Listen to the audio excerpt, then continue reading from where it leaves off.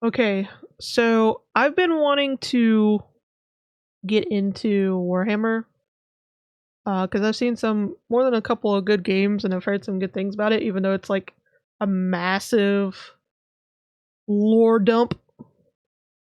Like it's a massive universe. Um, but I was recommended this video. Like I said, it's a part 1, and I know there's a part 2. I don't know if there's any more parts.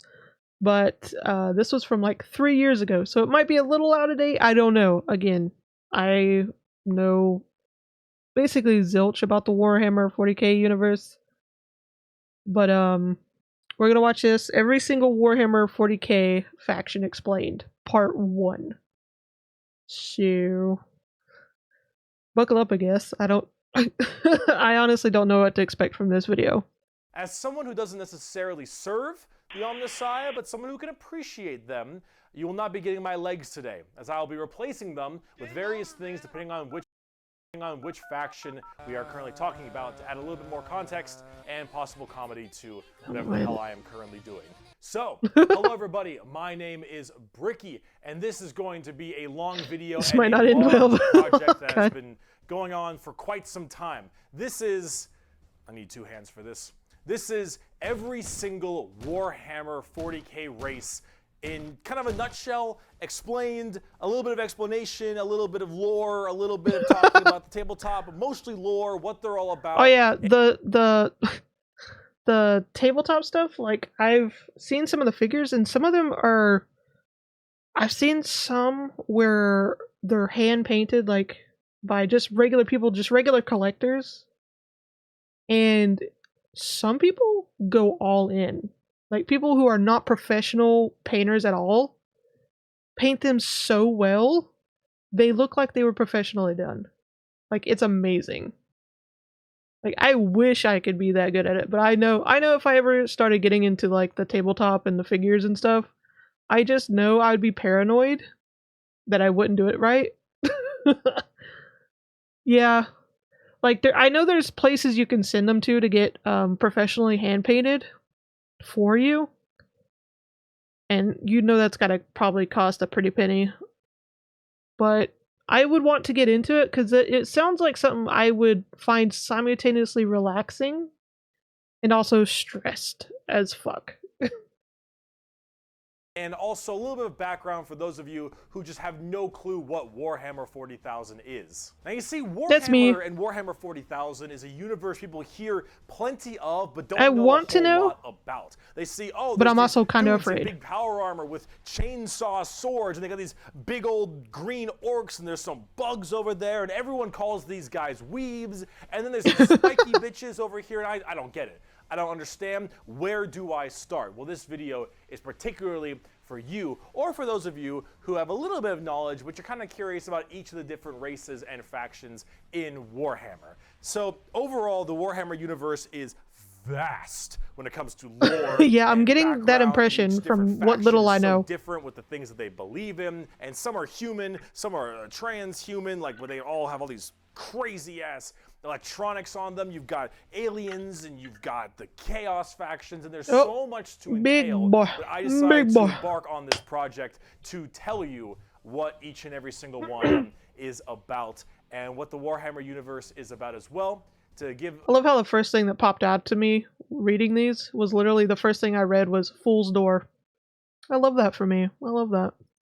At least a little bit of an intro to this extremely bloated. Of course, the only thing you know about Warhammer is from a fanfic Phoenix. No one's surprised. And many others partake in. No one's surprised. I will be explaining every single faction in the Warhammer 40k universe, at least all the factions you can play as, and some smaller as expected, factions Yomi. here and As there. expected. I will not be discussing absolutely everything in it because that is a little bit much, and I'm not going to go too mega deep into the lore. I'm going to give you a pretty solid overview of each of the different factions and have you learn a little bit about them, and we'll discuss a little bit of the tabletop as well, in case you were curious. Like, look at that! Holy fuck! For this episode entirely, that shit gets expensive. I know that. Of Man, because that takes up a fat chunk of Warhammer lore. Oh, boo-hoo. What is Warhammer 40,000? Well, the 40,000 starts off is the year 40,000. The 41st millennium, Oh, that's okay. where it takes place, That makes sense. is in the year 40,000, 41,000 AD. You're already more knowledgeable. Let me read you a quote, first of many We got quotes knowledge, y'all. in this video. It is the 41st millennium. For more than 100 years, the Emperor has sat immobile on the golden throne of Earth. He is the master of mankind by the will of the gods, and master of 1,000,000 worlds by the might of his inexhaustible armies. He is a rotting carcass, writhing invisibly with power from the dark age of technology. He is the carrion lord of the Imperium, for whom 1,000 souls are sacrificed. Is the stream okay? Okay, there we go. Alright. I don't know why it just went out all of a sudden. My internet's fine. That was weird. I wonder if that was on OBS's end. Alright. Alright, this is the 40k part, so it's basically just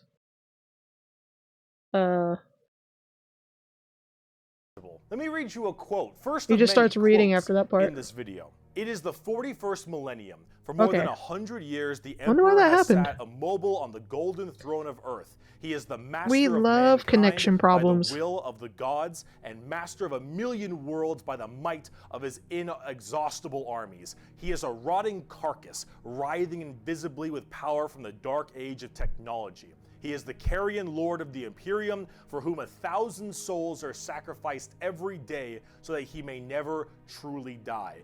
To be a man in such times is to be amongst untold billions. It is to live in the cruelest and most bloody regime imaginable. These are the tales of those times. Forget the power of technology and science, for so much has been forgotten, never to be relearned. Forget the promise of progress and understanding, for in the grim, dark future, there is only war. There is no peace amongst the stars, only an eternity of carnage and slaughter, and the laughter of thirsting gods. Everything blows. And it blows fucking hard. Well, Warhammer's probably well the then. most dark and depressing universes ever in fiction. Yeah, I have been told that whenever Warhammer has been mentioned, that the universe in general is just fucking sucks ass. Like everything is just shit. No one's really having a good time, honestly. It's just it makes hell look like a paradise is what I've been told. So yay.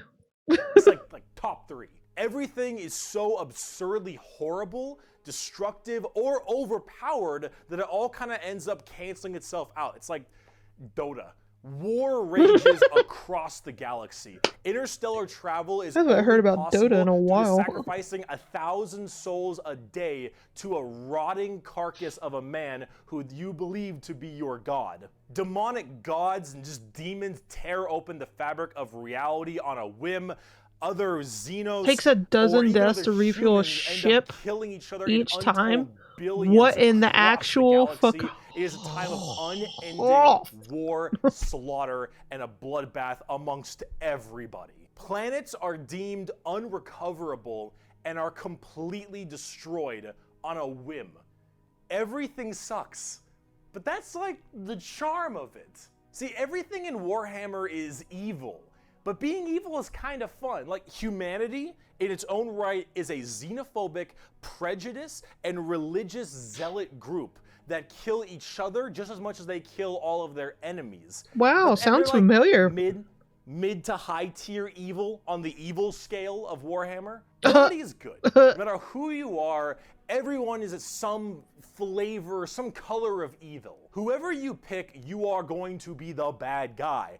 But that's the fun of it, because being the bad guy is badass. You're Villains all cool. pieces of shit, They look cool. They so got just cool enjoy outfits, it. They got cool weapons, they got cool armies. Villains are cool, man. And when everyone is a villain, everyone is pretty cool. Well, I mean, if you do it right, and it seems like with how popular this is, they seem to have gotten all the evil badassery right.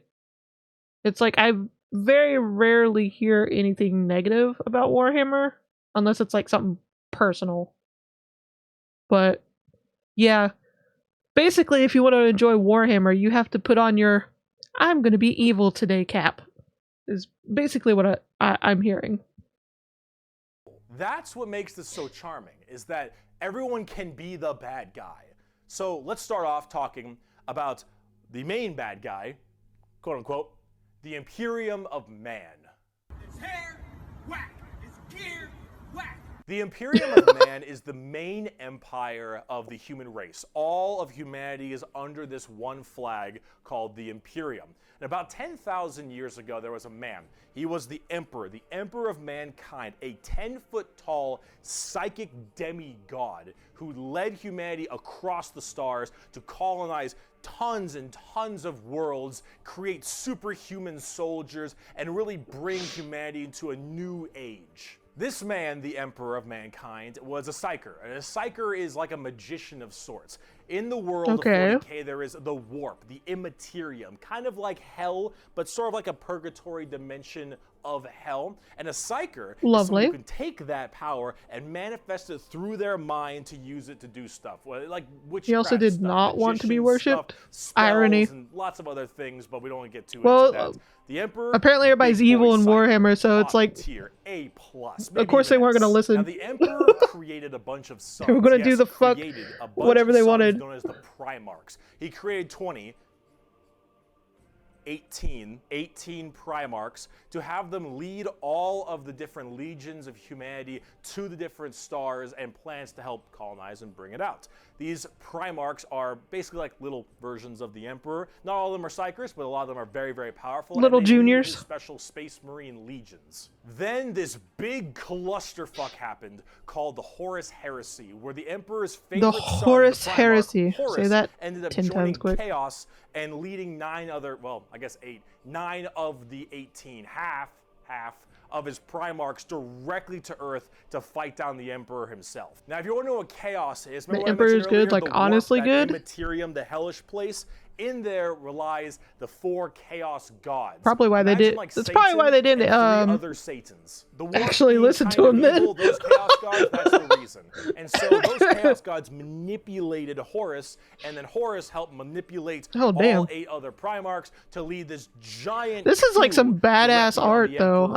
It's like, wow. Shit. After this huge civil war, Horus died, but not before brutally wounding the Emperor. And right at the end of his life, they put the Emperor on this large golden throne on Earth, in which he is now alive, just barely, but slowly rotting away, powering something called the Astronomicon, so long as he stays alive, and is fed 1,000 people a day. The Astronomicon oh, is that all? like just a star.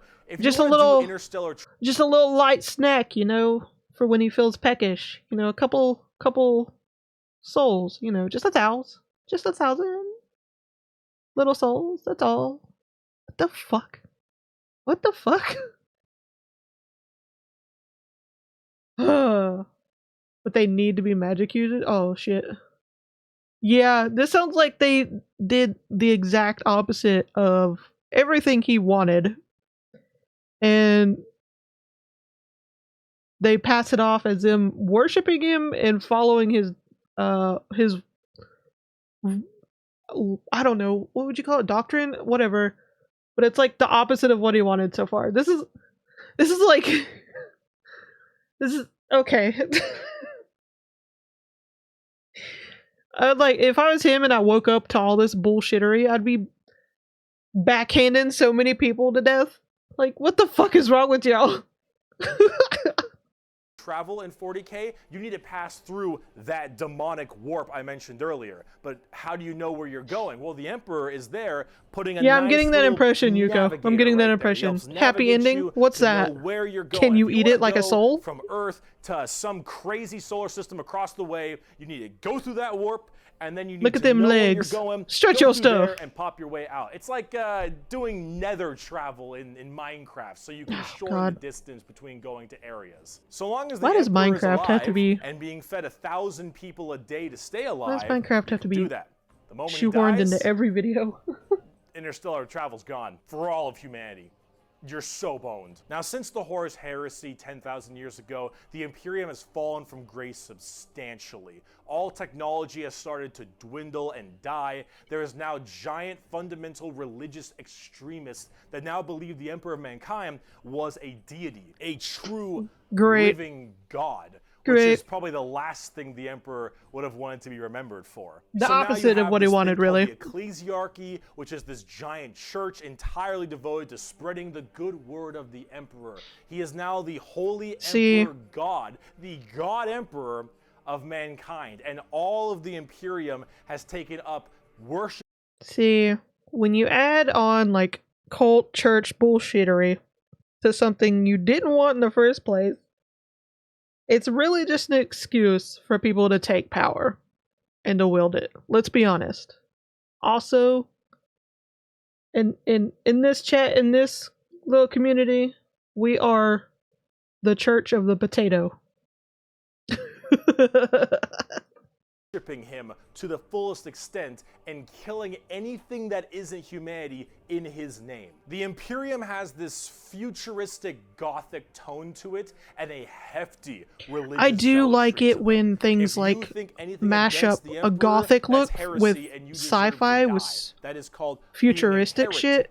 I just like the way it looks. Heretics die in 40k. There is no such thing as freedom of religion. There is no such thing as freedom of speech, so long as you are against the Emperor. There is no such thing as any kind of tolerance. Everyone is a religious zealot. Some more than others. Especially this guy. No matter what, you're preaching that good word. So right now, everyone in humanity is trying to expand their empire across the stars. Flying cathedrals, if you are a God. heretic, someone who doesn't believe in the Emperor, you are deserving. That'd be a of fucked death. up thing to see If in you space, believe in though. the Chaos gods, you are also Say- a heretic, and you deserve death. If you are an alien race of any kind, you are a filthy Xenos, and you deserve death as well. So long as the murder continues and humanity expands. Great, so everything the opposite of Imperium what the Man is actual very Emperor wanted.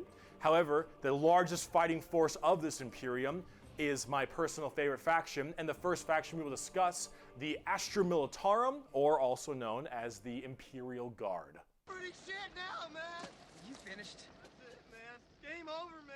The Imperial Game Guard over, is man. the main fighting force of the Imperium, and in a world of horrifying creatures, galactic monstrosities, the literal demons themselves breaking through the fabric of time to kill you, the Imperial Guard are untold billions of regular men and women wearing modern day like flak armor with a laser rifle. This is the humble las gun, the main weapon of the cannon Imperial fodder, Guard. basically. I'm It getting that fires feeling. superheated plasma lasers at an extremely fast fire rate. It is reliable. Listen, these are the never level 1 jams. people. It can blow off limbs, giant holes in concrete.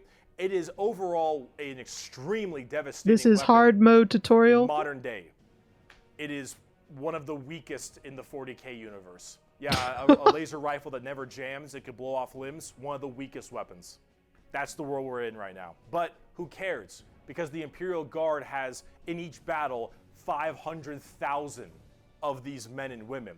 Yeah, I saw that, 30,000 Yuko. large armored tanks, 10,000 artillery batteries. The Imperial Guard wins through sheer numbers and firepower. They kind of have this World War I, World War II style aesthetic with legions of guardsmen as well as high company commanders and generals on the field along with them, and multiple kinds of troops. A normal Imperial Guard battle starts off with artillery, long lines of artillery, cracking the crust of the planet underneath the enemy's feet.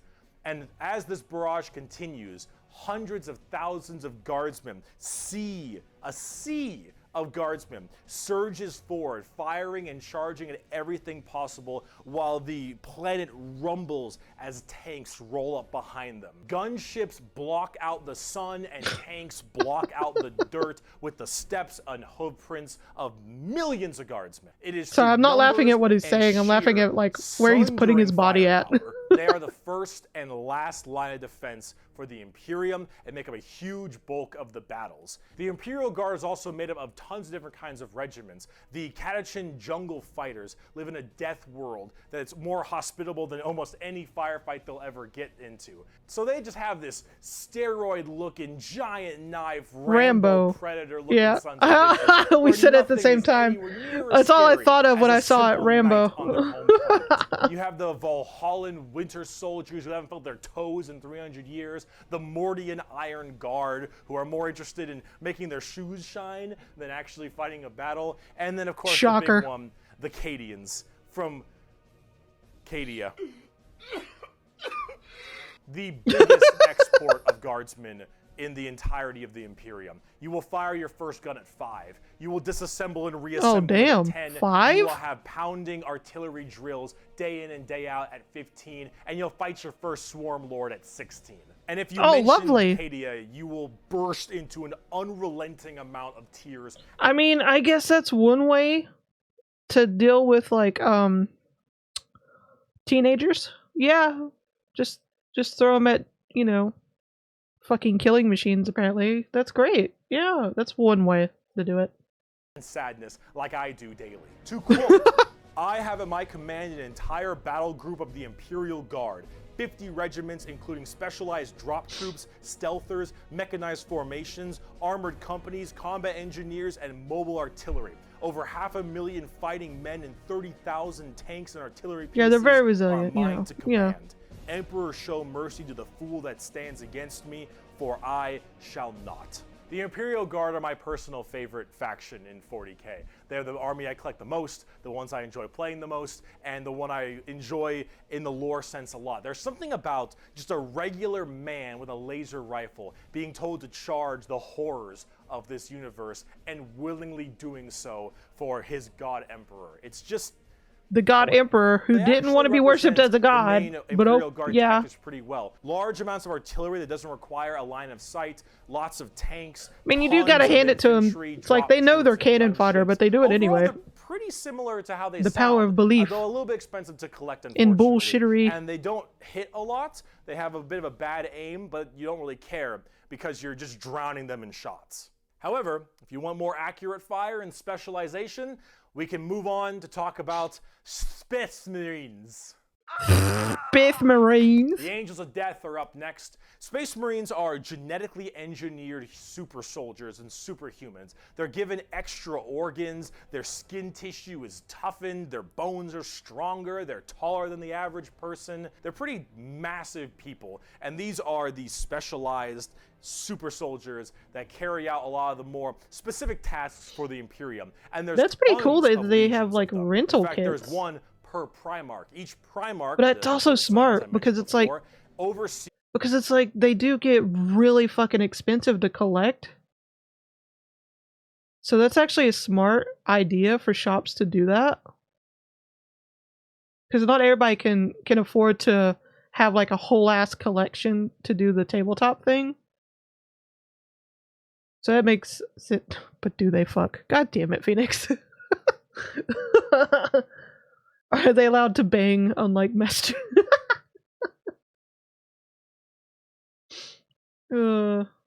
Their legion of Space Marines. The genetic that's smart of them, they Yomi. get is based on the genes of said Primarch. It's something called a gene seed. That's what brings them up to this like superhuman level. As stated, each Primarch has their own legion.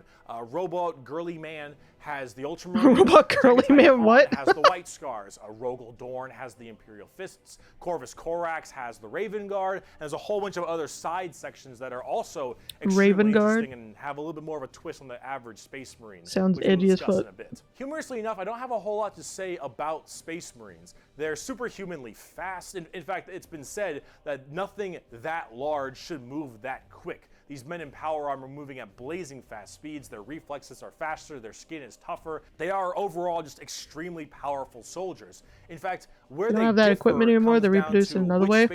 Yeah, like I said, for instance, this video is like 3 years old, so Gilliman. There was bound to be at least a couple the of main things blue out of boys, date or strong something. in almost every way, the jack of all trades kind of group that are a little bit too strong, and that's a lore problem. But the White Scars by Jagatai Khan are all about speed freaks, go fast. We're talking attack bikes, we're talking land speeders. You want to go in quick, you want to hit them hard, you want them to be swarming around like buzzflies. Buzz Character with the last name Grimdark and oh my with the god. speed of buzzsaws.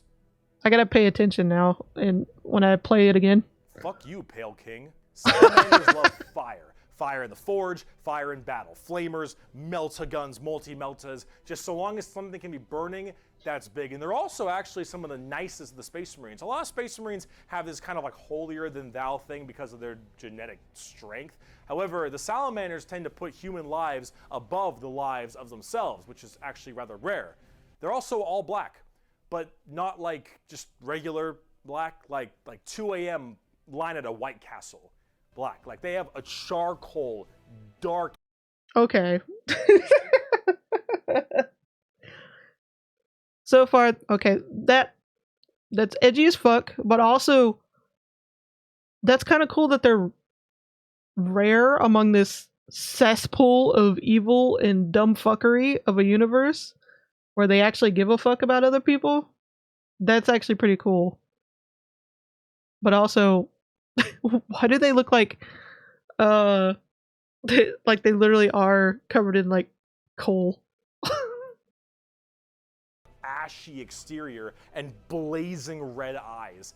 Apparently something about living on their home planet of Nocturne, which I don't know if that makes much sense, but who cares? This is like fantasy land anyway. Overall, Salamanders are actually one of my personal favorite. Who cares about the scientific part? Really cool. This is fantasy because of all their flamer weapons, and they have a nice, like, more heartwarming lore as opposed to being super evil like everyone else is. Oh my god, we're not even a quarter of the way through the Space Marine Legions.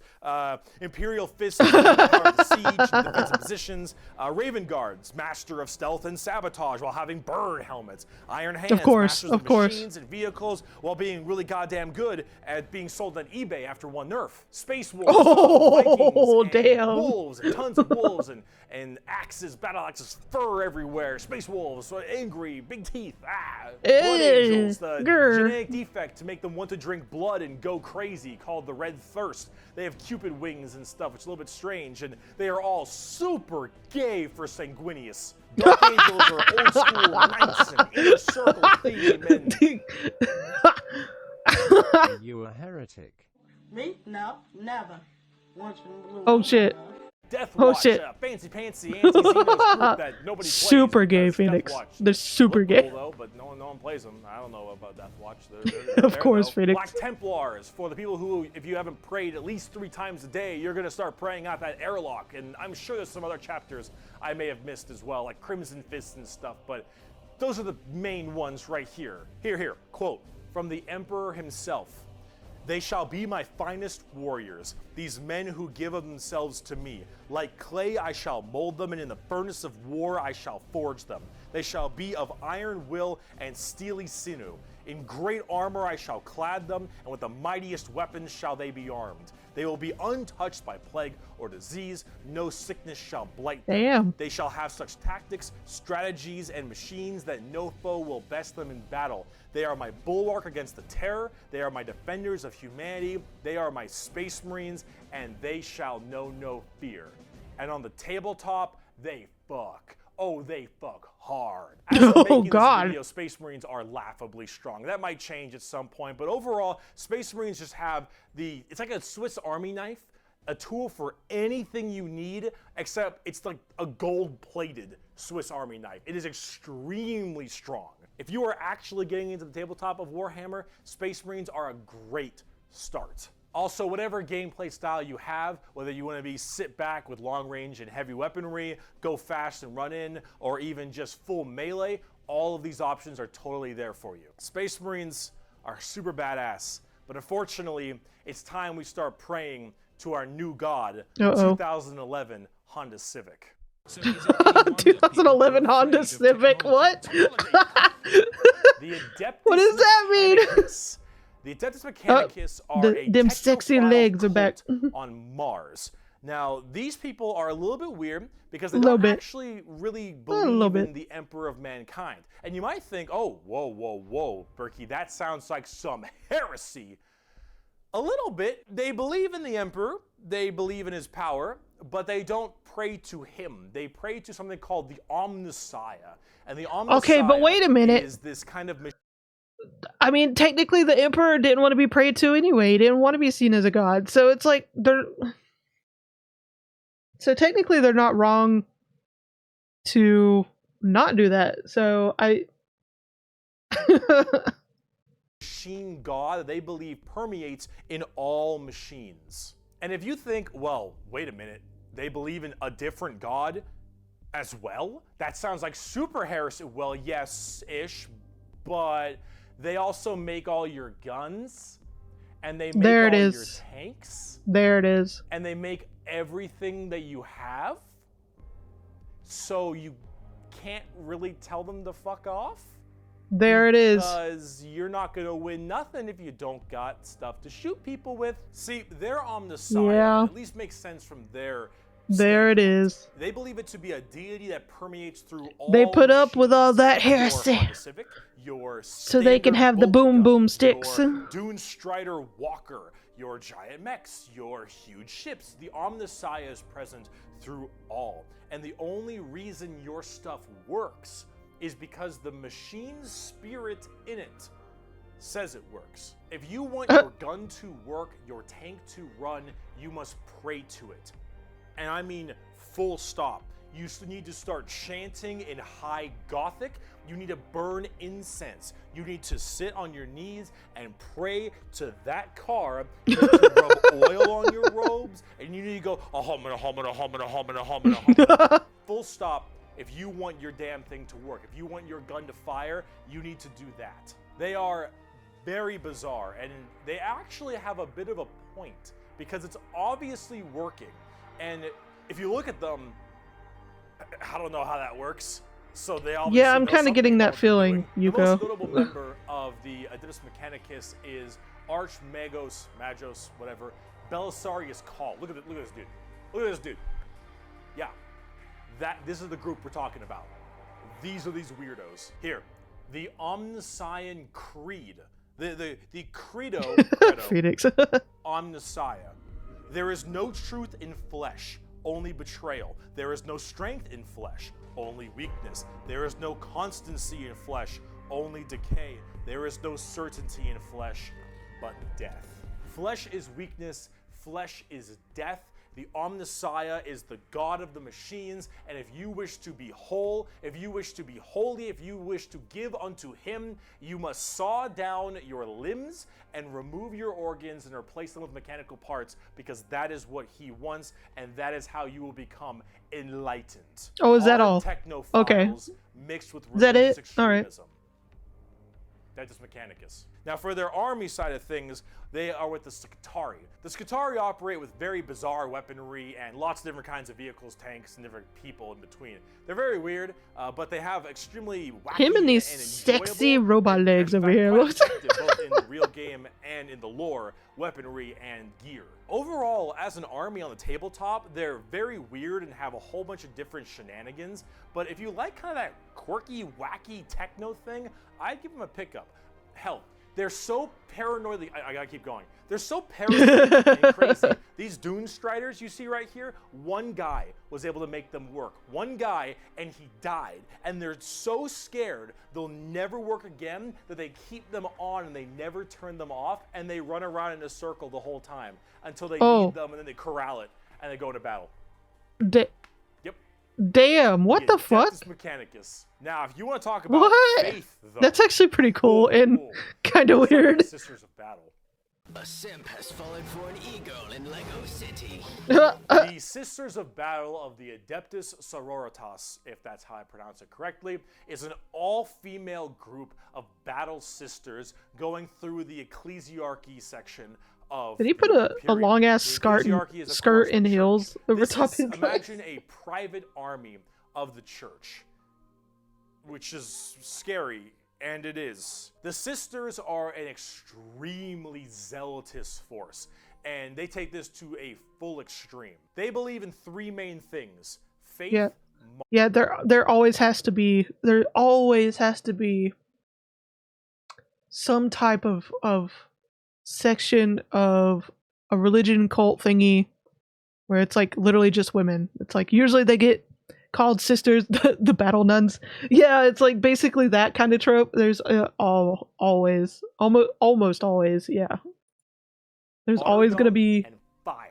that The one bolter, section of the it. Flamer, and the Melta, the Sisters of Battle are extremely potent at taking out chaos and heretics.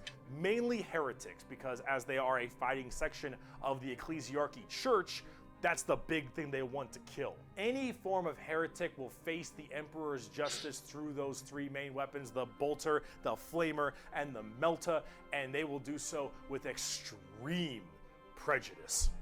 Literally. They are the closest things we have to nuns in space. And I'm talking hardcore nuns. They carry holy Hardcore nuns fire in space. on their Got it. backs. They have holy books and sigils all across their armor. Their main battle tank is a fucking pipe organ missile launcher. They have Holy small fuck. babies that they have removed their brain capacity to make them little servant cherubs to fly around and give them ammunition and shit. They drop That's fucked up. churches from low orbit as mini drop pods onto battles. They drop churches into battles, and they blare war hymns and holy music from their frigates in low atmosphere and shower holy water. I'm just imagining like you're on this serious like battlefield and it's like you're fighting and killing and all this epicness around you, and all of a sudden this big ass church song playing fucking battleship pops up and it shits out a church. And I wouldn't go on after that. I was like, no, I'm not here for this dumbassery. What the fuck? What is this? Across the battlefield. These are the people you are dealing with, and they're fucking awesome. They can literally stave Holy off fuck. demons on the tabletop because their faith is that strong. Remember the warp, the demons Those damn from Catholics the warp? Well, dropping the warp churches on my also house manifests again. in your mind. All of your emotions, negative and positive, go through the warp. It's the church immaterial battle bus. place of all things. So if you are that mentally fortified, that mentally strong, you can stave off horrifying demons. Not And in all my these Christian girls, Minecraft server. not crack. Not a crack Heresy. in that mental armor. Now, as much as a meme as they are, and as much as their models look a lot like Ongo Gabloglian, yeah, which I can't unsee anymore, I gotta say, I love their design. I think they're extremely cool. They do have They're a another badass army that design. I'm currently collecting. They just released a whole new line of figures very recently, and they look wonderful. Everything from Celestine, the living, literally undying saint, from the Triumph of Saint Catherine, which is literally a funeral procession as a model. Those organ tanks I mentioned earlier. This Yeah, shit see, I is like the most that. over the top. Like, hold on, let me see if I can go back and get on it. Hold on. Those organ This organ tank thing. Now that's fucking metal as fuck. That's cool. I like that. I like that idea. tanks I mentioned earlier. This shit is the most over-the-top badassery in a lot of the Warhammer universe, and goddamn it, is it over the top. But Sisters of Battle are 40k, a world where While I'm a guardsman at heart, subtlety though, does not this exist is such at a all. cool No. faction. By Bolter Shell, Flamer Burst, I'm and getting that Melta impression Blast, where the subtlety mutant, is not in the heretic, vocab. and the traitor alike are cleansed of their sin of existence. So it has been for 5 millennia, so shall it be until the end of time.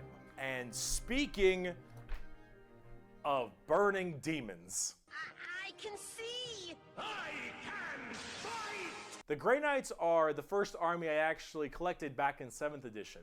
The Grey Knights are a super secretive and much more old school look at power armored knights, except they are all psychers.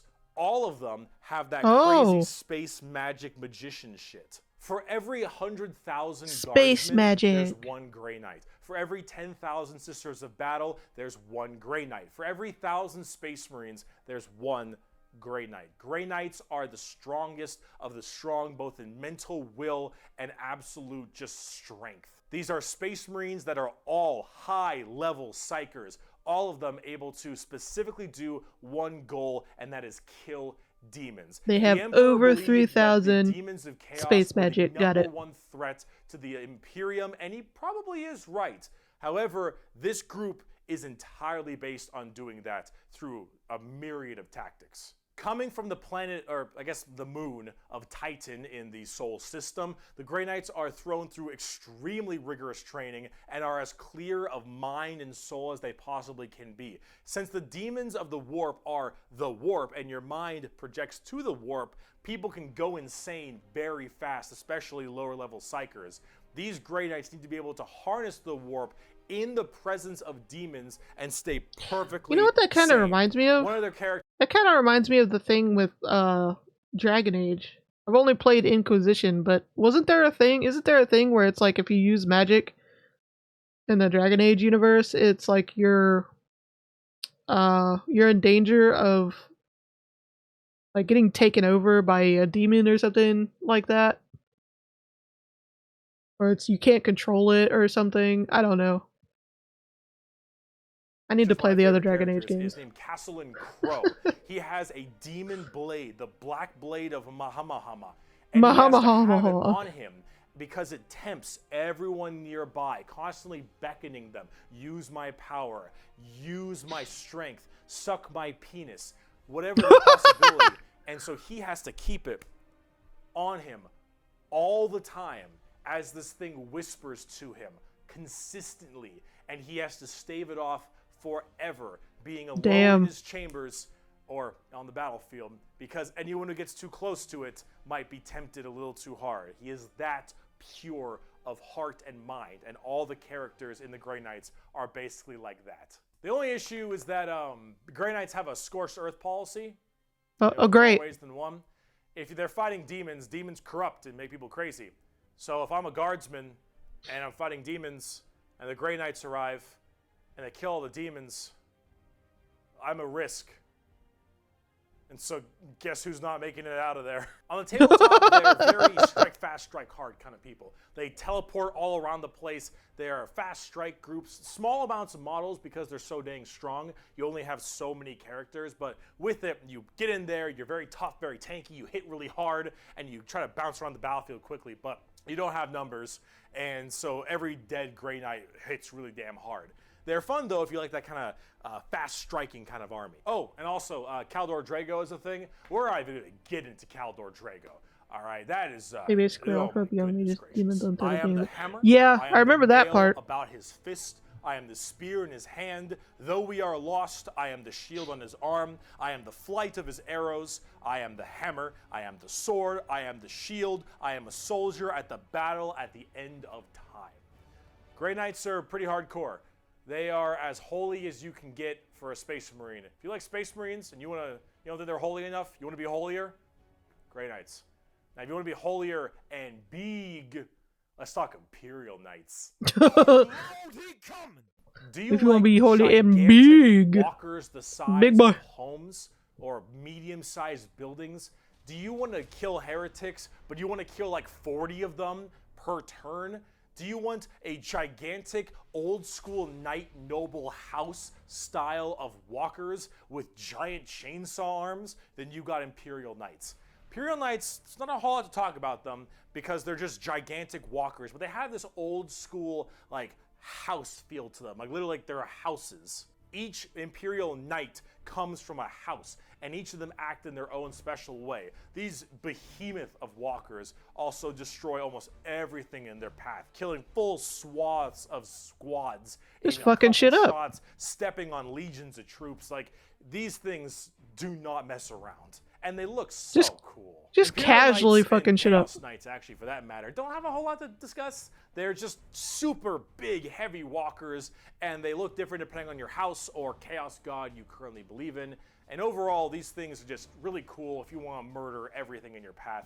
They're the big, scary, big unit of Warhammer, and if you want to collect them, go to town. They make for a great painting project, too. Getting more back down to earth, let's talk something about a little bit Yeah, they probably different, a little also more cost a pretty penny as well.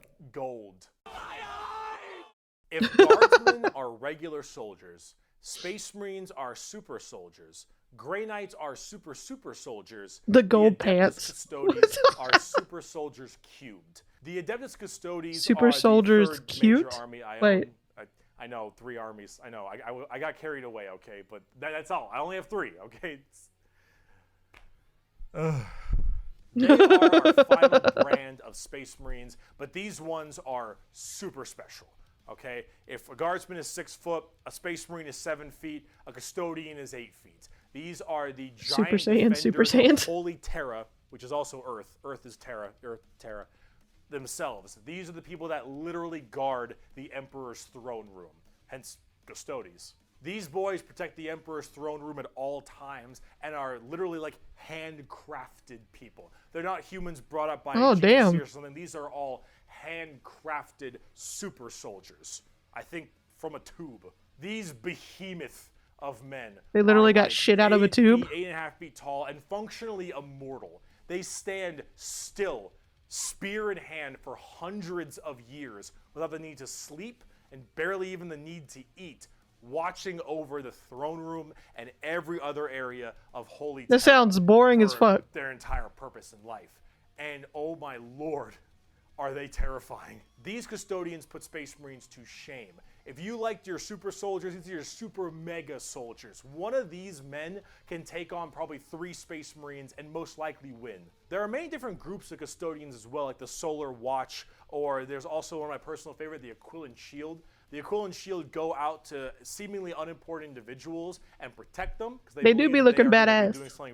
Although I'm not over him with these gold fucking pants over him. I can't. It's the protection of this giant 8.5 foot tall golden god, because that guardsman will end up becoming a general one day or something of that nature. The custodians work in mysterious ways and are almost always outnumbered, but never outmatched. These people are pretty horrifying, both on the tabletop as well as in the lore.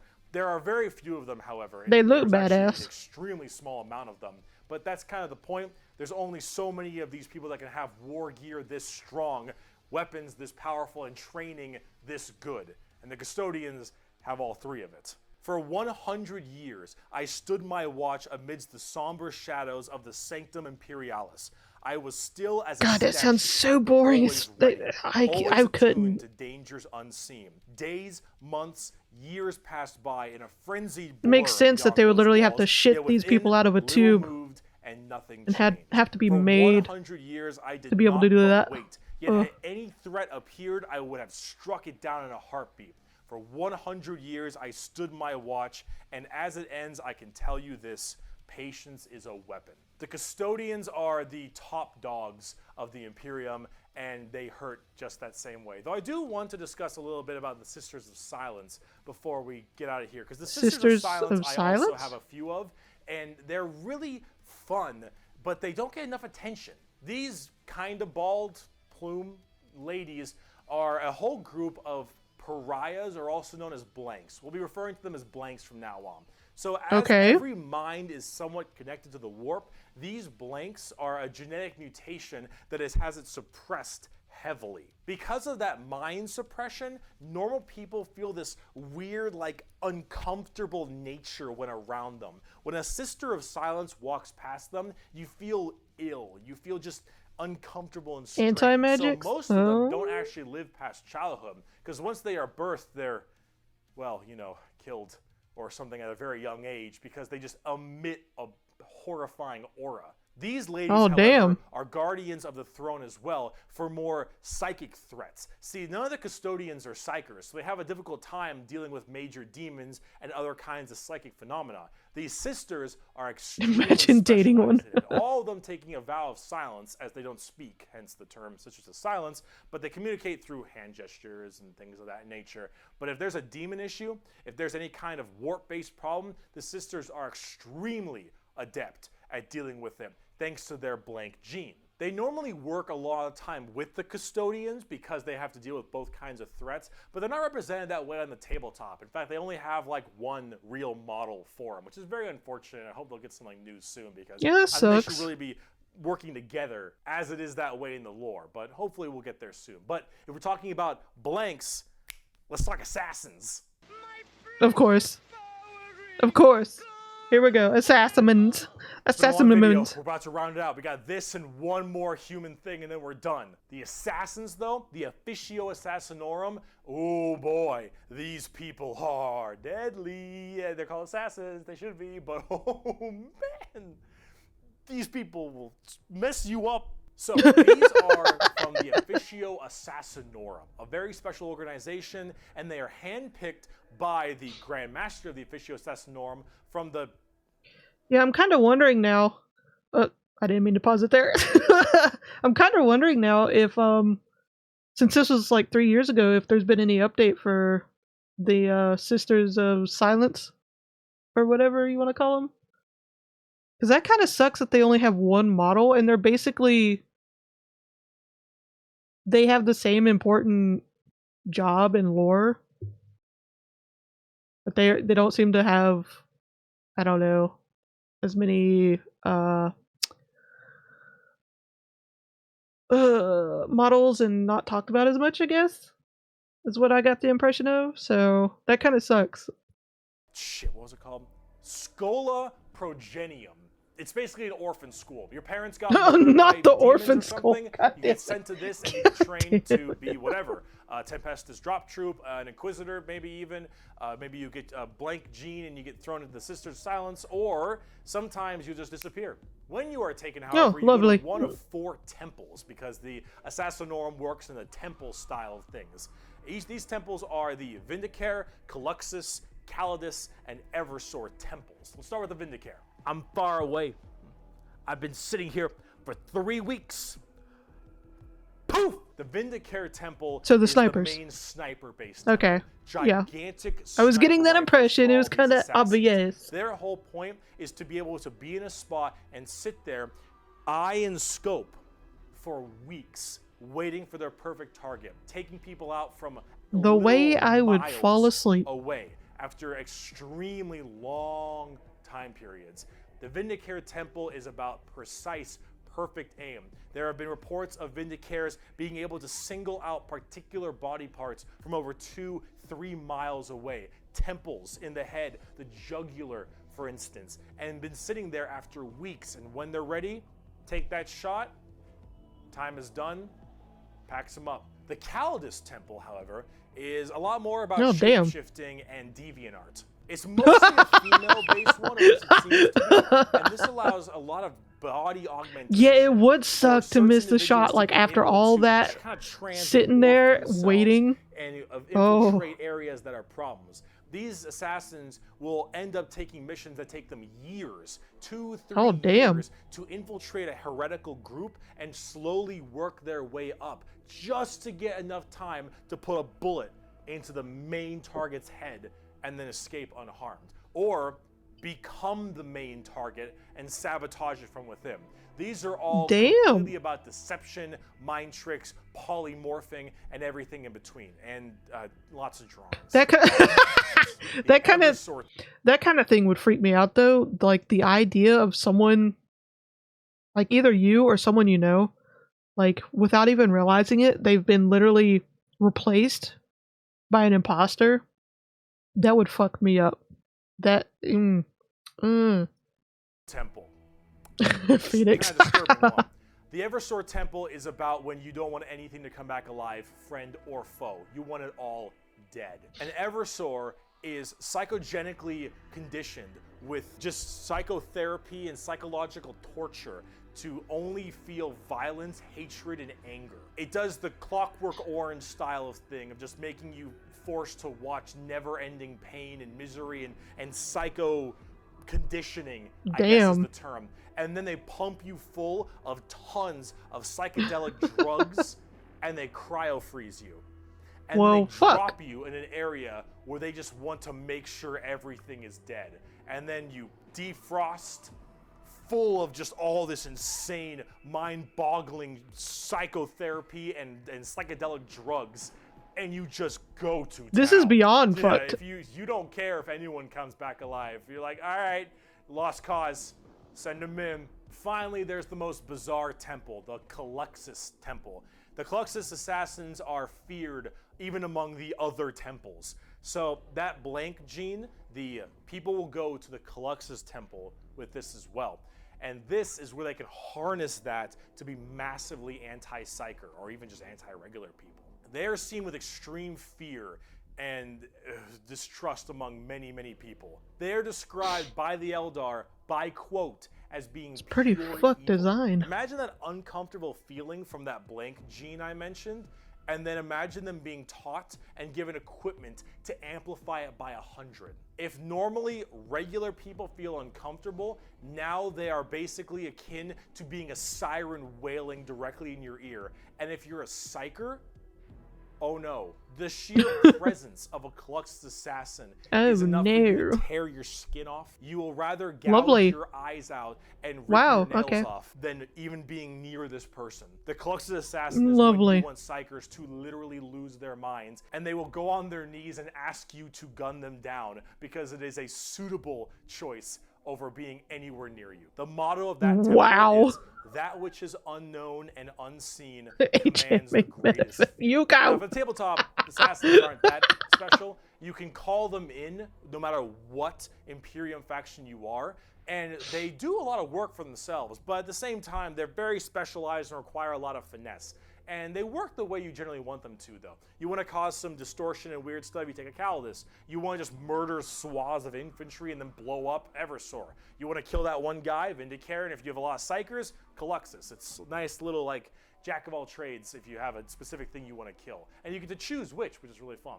But now, yeah, those were all simultaneously fucked up and awesome at the same time. Part 2, the Inquisition. We have a lot to talk about with them. Oh god. Oh boy. Where do I even begin with the Inquisition?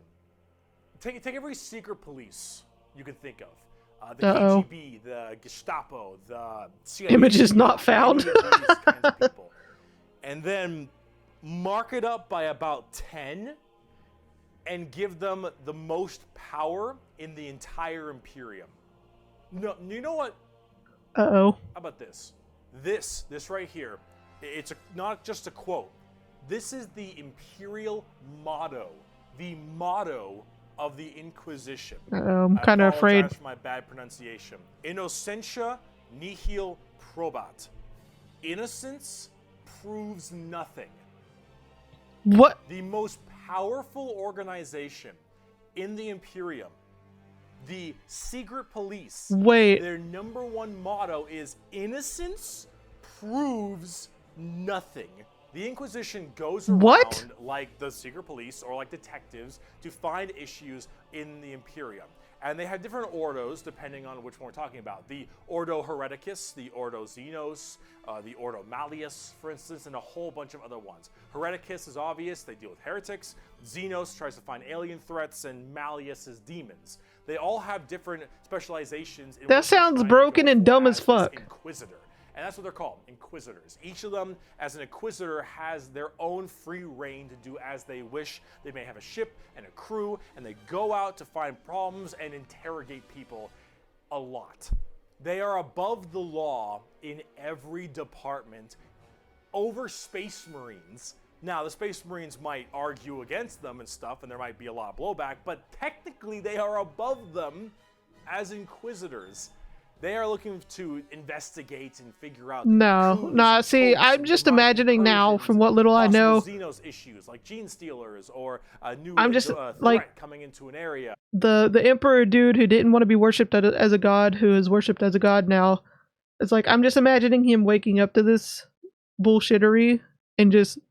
I have a feeling these folks would probably be the first to go. Just a little feeling, you know, that they would probably be the first to go. They're about learning that stuff and actually doing detective work. And memes aside, they're pretty good at it. The Inquisition having all of this power does make them a little bit power hungry and frantic sometimes. And yes, it is still a bad thing, but most of them are pretty good at their job. And they spend a lot of time being very diligent to make sure that all of these leads they follow are proper. Hit the reset button on the human race. With just enormous power. And sometimes a bit of a power complex. And we haven't even talked about Exterminatus yet. Exterminatus is deeming a planet unfit to be saved. I deem that this planet is demon infested and taking it back will cost too many resources and is not worth it. Sometimes a planet or solar system needs to go. Yeah, but with that kind of unchecked power, Imperium planet, as it is unfit to take and better to be destroyed than allow the enemy to hold it. This can mean saturation bombardment. This can mean cracking the planet's core and breaking it apart. Doesn't matter. Render this planet inhospitable to all life.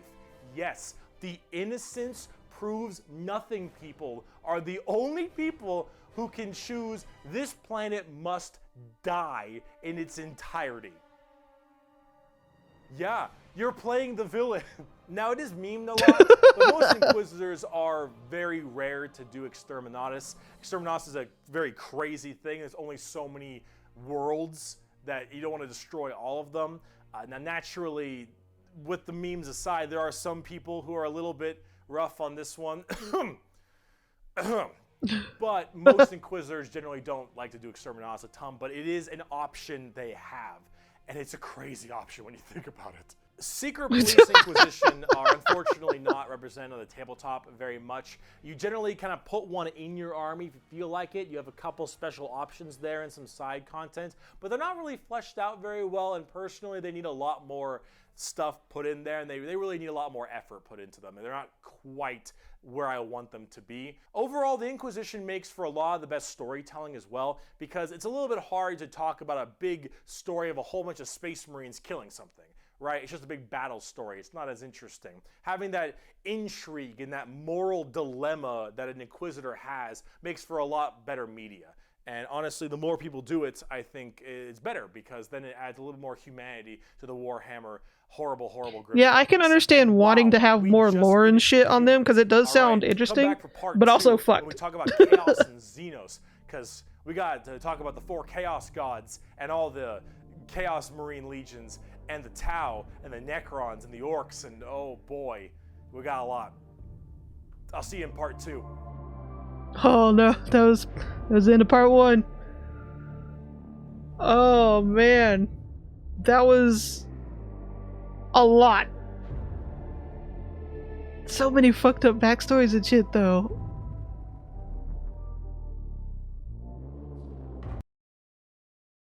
Yeah, and that was just the humans.